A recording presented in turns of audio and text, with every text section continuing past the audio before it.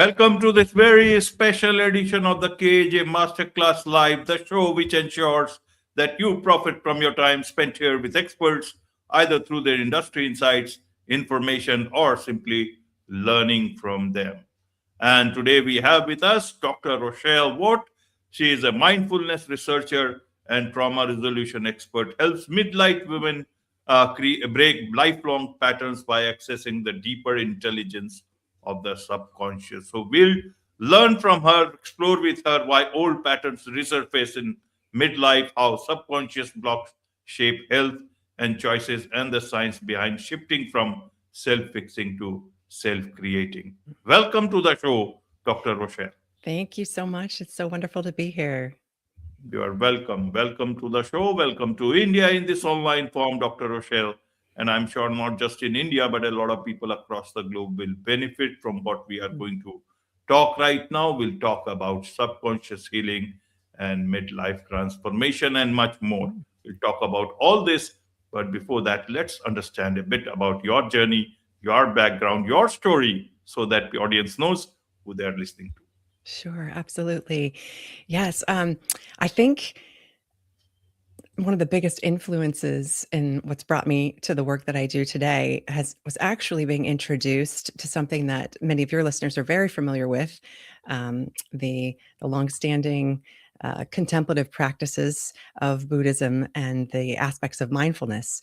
And I was introduced to that after I had a car accident when I was in college, and I went to a chronic pain management center in Boulder, Colorado, and they were using at the time it was very new to being introduced to clinical settings, but it was what the founder calls a translation. It was John Kabat-Zinn's creation or translation of Buddhist contemplative practices of mindfulness and bringing it into something he called mindfulness-based stress reduction, or MBSR.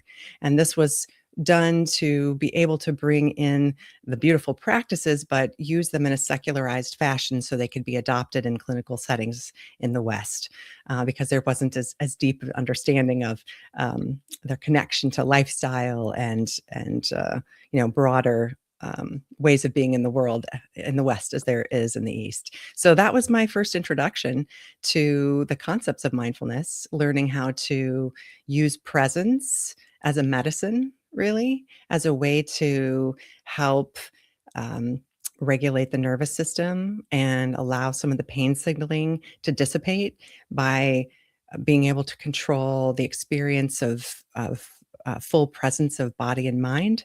And that was a seed that was planted for me.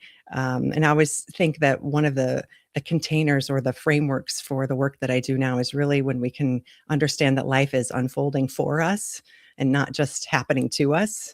And so that was a seed that was planted. And if you'd have told me then, when I was only 19 or 20, that I'd have ended up studying mindfulness and getting a doctorate in clinical psychology and researching all of this, I would have thought you were crazy, because that wasn't my path at the time.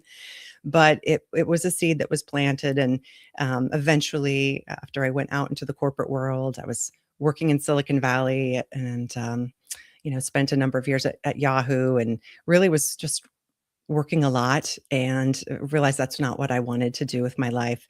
And I shifted, then going back to academia.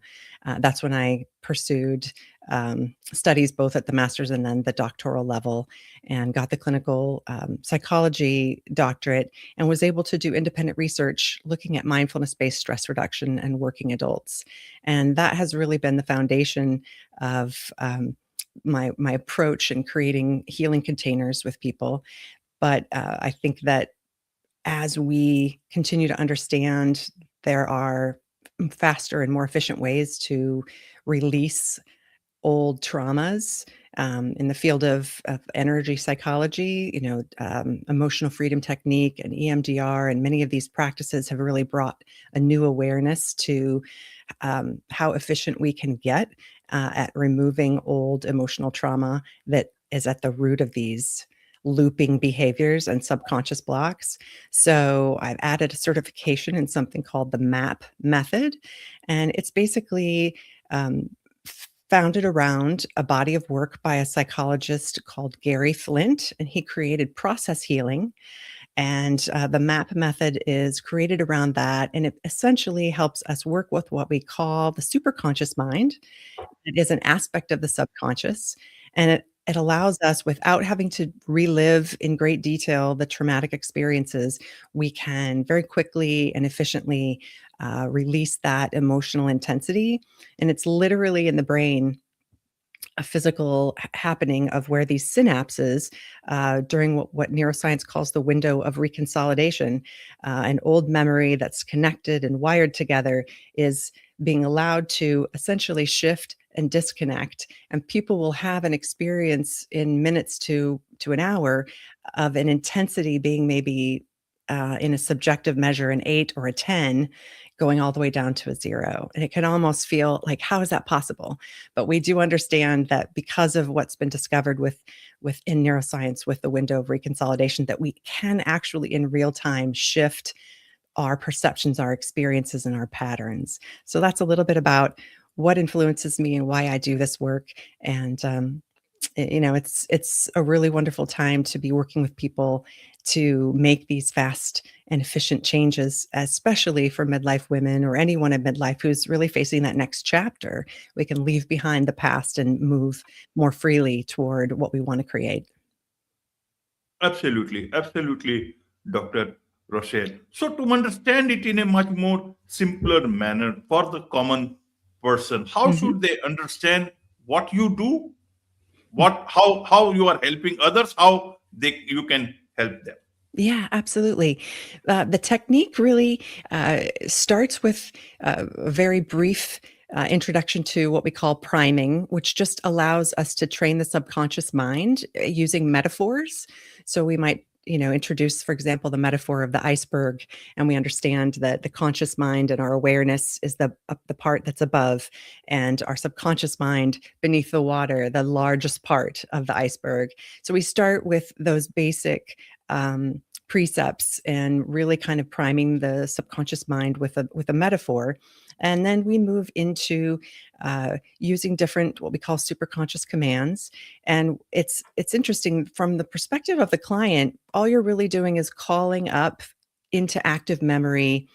Maybe you'll say, "Oh, when I lived in this certain place or when I had that job." And you don't even have to say anything more than that. The subconscious mind has all of that data and it just brings it right up. And then we're able to more finely pinpoint and use this superconscious mind level, which is like an overarching part of the subconscious that's not affected by trauma and programming. And it can, Dr. Flint really discovered it can be an ally. So we use that to access the parts and pieces that need to be shifted and integrated. And it can, like I said, seem kind of like magic, but it's really just this new discovery that we have a lot more control than we think we do. And using uh, the sort of groundwork that Dr. Flint created, and then what the founder of the MAP method continued on, we can really leverage that superconscious aspect just through a simple session where we don't even talk nearly as much, which I think is really powerful because talk therapy has its place, but this can be used with people who maybe don't want to talk a lot about their experiences, and we can get at things, and people will actually feel a shift in their brain and body, and definitely in their perceptions. Absolutely, Dr. Rochelle. So, to understand one thing is that you talk about midlife Mhm. and the connection with trauma, and especially with women. Why is it that all these traumas, become almost dormant, and when it is midlife, then those past traumas will resurface, especially with women? How help us understand that part? Why does it happen, and Mhm. how do you come into the picture and resolve that? And is it Yeah. only with women, or is it also with men? Maybe not in the same degree, but just to understand for audience who may be also men. Yes, of course. I do think that broadly speaking, midlife is sort of an invitation and opportunity for both men and women to really look at patterns. And part of that is growth, maturity, wisdom. An aspect of that is what we've long observed in life stages. As you get into your 50s and beyond, there's this aspect of generativity and wanting to sort of shift to focus just climbing on the mountain, up the mountains and the challenges of life, to really thinking about what you're leaving behind when continue to move through your life, and then move on beyond this life. So I think part of that is a life stage issue. But for women in particular in midlife, there's kind of a multitude of factors that come together. And one of them is the biochemical and hormonal shifts that happen. And that sets the females up for having an inflammatory cascade, because estrogen is definitely a buffering factor for women. It's thought to be why in maybe that women have a little bit longer lifespan, because most of their or a huge portion of their life rather, this estrogen is at a higher rate in the body. And with that declining, some of the things that were maybe pushed through are just that the body literally can't facilitate the resistance and the friction that was being pushed through before. And so all of a sudden that's just showing more. It's more present, and it shows itself like it has to be managed, or the level of inflammatory conditions, autoimmune conditions, and other things can just get out of hand for women in midlife. So, one of the key pieces of advice for integrative physicians who are really on the ball with midlife women and what's going on is to, of course, look at lifestyle medicine. And another piece is for them to deal with their baggage. And that's really where this work comes in and shines, because it can help midlife women target those places where they've developed patterns. It could be people pleasing. It could be, not looking at their need for self-care, caring for others before themselves, and just not managing and doing the self-care that they need to. And also just old traumas that are creating, again, that sort of static noise in the nervous system. So when some of these buffers fall away, biochemically we shift, they show themselves and they need to be dealt with. And so I do think, that women can move the needle quite significantly on staying regulated in the nervous system when they use work that helps them shift old blocks and release old traumas. And that's really where this work can come in and help women as they navigate that life transition. Absolutely, Dr. Rochelle. Now, you talk about, helping women, especially all humans, and also Mhm. talk about that we are all powerful creators. When we Yes. are so powerful and we have that wherewithal to change it all, why is it that we still fall into all these traps or issues or problems, and then we have to be reminded that we can change it ourselves, through Mhm. subconscious or whatever it is. Help us understand about this, or how do we calibrate these two different sort of things? We are powerful, but we Yeah. don't exercise it, or we don't know it. Why is it like that? Yeah, I think it's a uh, quite a paradox.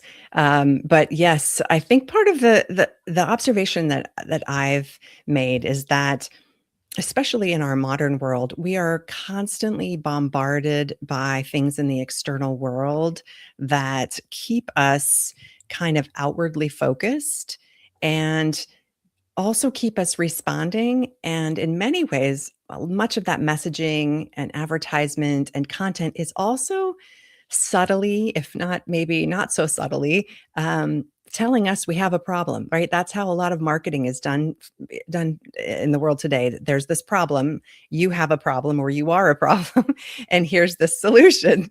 And so, our subconscious mind is always taking in information. And so when we're constantly all day long getting advertisements or short form video that is aimed at trying to get us to focus on a problem, we're constantly telling our subconscious there are problems, and that sort of shakes the foundation on this truth that we are absolute creators of our reality. And so I think that when we can use the mindful awareness skills to be really present when those messages are coming in, we can offset some of how it's impacting us.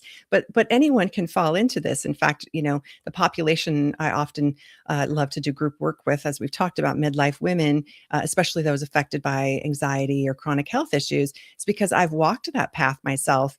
And I found, as coming from academia and research, that I applied those skills and I was very resourceful and I was constantly finding the next solution, the best thing. And it became a fix-it addiction. Like, oh, these symptoms can be addressed with this or this supplement. And it was just never ending.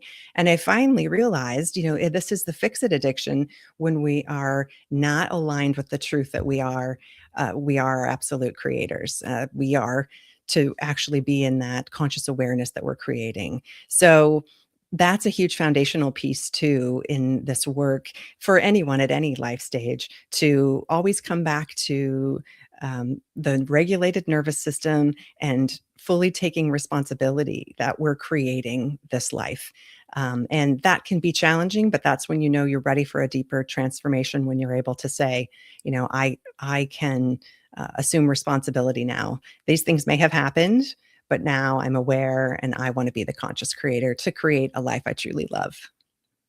Absolutely, absolutely. Well explained, especially about the fear factor being created among so many Mm. people just by, for their own interests. And one should be Yeah. aware about all Mm. those things, and a lot of problems perhaps will vanish before they even appear in your mind. Be that as it may, you teach women how to shift from survival mode to creator mode, dissolve subconscious blocks without reliving trauma, and combine neuroscience with intuitive guidance to reclaim vitality. How does a person, women especially, do they get started, especially when it's midlife? Your life is busy also, you have got so many things to take care of also. Mhm. You have to also think about future. People start worrying about retirement and so many other things. At that point in time, even getting started with a new thing, even as good as finding defining yourself, how do you get down to doing that? Sure. Yeah. I think, the first thing is making that a priority, because everything that you want to build in your life has to be created on a solid foundation. And especially for midlife women, they just don't have um, the forgiveness in the system, in the nervous system, in the endocrine system that they did in their younger years. So it has to become a priority. And it's something like, for example, my work, is really integrated into the lifestyle medicine approach, right? So you're getting a lot of midlife women, they're getting counsel from their physician or an integrative physician who's helping them with looking at their hormone profile. And then you're bringing in these lifestyle techniques and addressing, as we talked about, what we might call baggage, or those traumas from the past that are actually still playing a role in dysregulating the nervous system and in also impacting the choices that are being made. So as people, like you say, planning for retirement or the next chapter of their lives, there is a shift that happens in midlife. Our values can shift, and we want to be making sure that we're making those plans and that we're looking to the future through the perspective of the person that we are today, and not planning from programming or beliefs that are actually outdated. So that's, kind of the groundwork. And then doing this work, I work with both individuals as well as cultivating a group approach with midlife women as well. So, I just really encourage people to find what resonates with them, and then, take that step and move into um, managing the whole aspect of their lives from the perspective of creating a life they love and being that conscious creator. Absolutely, absolutely. You are a super conscious development coach. How should people understand about super consciousness? So I like to think of it as um, So the subconscious mind, which of course most people may have heard, is about 95% of everything we do every day is really coming from the subconscious mind. It's really the quantum computer that is behind how we show up every day. So the superconscious, I like to think of it as a higher mind aspect that's connected as a part of the subconscious mind. And, you know, Jung talked about the collective unconscious. So we have this archetypal sense from what he put forth, but we can also even look at the quantum understandings as well of that sense of everything connected at a level or having a field of information. And the superconscious is kind of that piece of our subconscious mind that is connected maybe more broadly to an intelligence and an energy and an awareness beyond ourselves. But I like to see it also as if our whole conscious awareness is a whole weather system. We might experience rain or snow, but if you were to take a plane up above that cloud bank, up above is blue sky and sun. And that's really the superconscious mind. It's this aspect that is not impacted by the weather patterns. And the weather patterns in this metaphor are our trauma and our baggage. And so it has that clarity. And when we can work at that superconscious level, we can do, I've had clients say they felt like they did 3 or 4 years of therapy in a couple of sessions.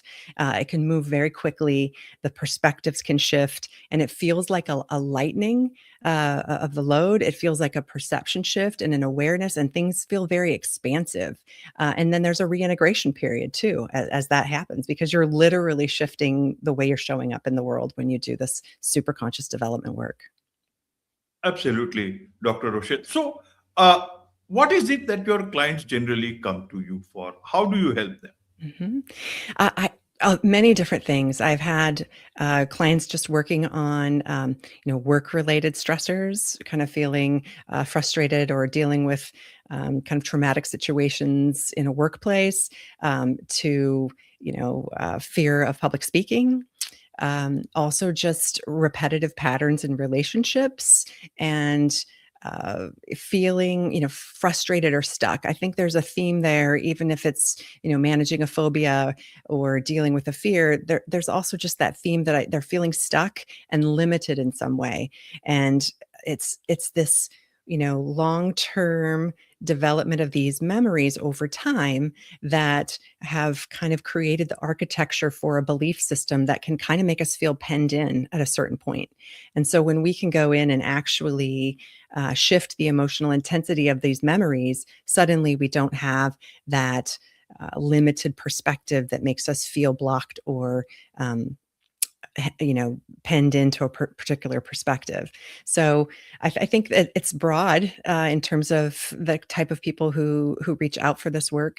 And I'm just really always grateful to be able to help someone in a really fast, efficient way. My training in my pre-doctoral training and the work I did before was really creating that therapeutic container, using different approaches that would probably be longer standing in a talk therapy type setting. And this is so much faster and more targeted. And it's really a beautiful thing to see people actively shifting and integrating new perspectives and moving forward in their life in a much more efficient manner. Absolutely. One last question for you, Dr. Rochelle, is to understand how do I know that my blocks are getting removed, and how does a life without all these blocks look like? Yeah. Yeah. I think it's interesting. We might refer to them as blocks or stuck patterns, but they're actually really intelligent protective measures. So our subconscious mind just wants us to keep alive. It just wants to protect us and preserve us and make sure that we survive. And so as a result, we'll often have these repetitive patterns that we perceive as stuckness because there are parts of us that have not really been updated to the present, if you will, or they're holding on to these old memories. So when we can embrace those parts instead of pushing against them, which is what we're doing when we're constantly trying to get through life, even though there's a lot of resistance. If we can embrace those parts, understand why they might have done what they, why they're resisting. One of the parts we talk about in the MAP method work is the protector controller, which is developed in those early first 5 or so years of life. It's there to protect us, and it has a very intelligent perspective, but it's only able to have the perspective of the age that it was developed at. So I think that we know we have the blocks because we're repeating patterns and something doesn't feel right, and or we might feel that resistance in our body. And then we can start to feel that shift, and we know those blocks are no longer there when we don't have the limiting thoughts that keep us from actually doing what it is we'd like to create. So if we have a desire to create something, we actually see ourselves taking action and moving to the next step instead of just talking about it, but being frustrated that we're not getting where we want to go. Absolutely, absolutely, Dr. Rochelle. There is so much to learn from you about all this, and I'm sure a lot of people, especially women, would want to connect with you, learn more about you, your journey, what you do, and also perhaps be your client. What's the best way for them to do so? Yeah, you can go to my website, or you can find me on Instagram. The website is drrochellevogt.com, and my Instagram is Dr. Rochelle Vogt. And you can also, at the website, you'll find, if you go to the website /gift, you can get The Power of Presence, which is a PDF document to help with 3 different conscious breathing techniques to help regulate the nervous system. And that will also put you on my mailing list so I can keep you up to date with classes that are coming up. Wonderful. With this, it's a wrap on this very special edition of the KAJ Masterclass Live. Thank you so much indeed for joining us. Thank you.